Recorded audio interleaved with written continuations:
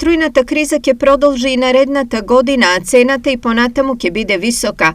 Потребно е штедење и менување на досегашните навики, најавува вице-премиерот за економски прашања Фатмир Битики. Мораме конечно да признаеме дека има криза и сите така да се однесуваме. Ако сме навикнале на 24 степени да држиме температурата дома, за да ни биде топло и да шетаме по кратки ракавици, најверојатно треба да се навикнеме да живееме на 22. Не, на 22. Да.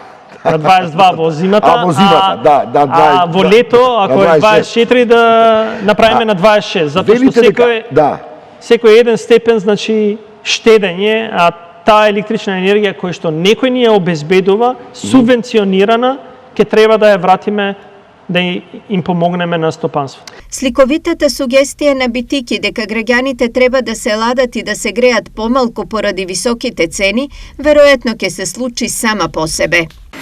Би требало да се штеде. Да, ќе штедеме.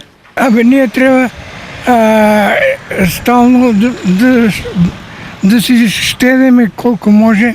Во насока штедење на електрична енергија, но и заштита на животниот стандард, регулаторната комисија предложи 4 тарифни модели за плаќање и секое домакинство според можностите ќе избере кој од нив ќе го применува. Според првичниот предлог на регулаторна, во првиот блок влегува потрошувачка до 210 киловат-часови и овде сметките ќе бидат за 13% пониски од сегашните. Вториот блок е од 211 до 420 киловат-часови потрошена струја и за 5% пониски сметки.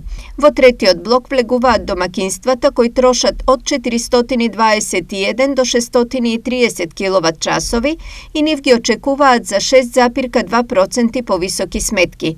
Последната четврта група е наменета за потрошувачка поголема од 630 киловат-часови и овде струјата ќе се плаќа по берзанска цена, што значи повисоки сметки за 17,9%.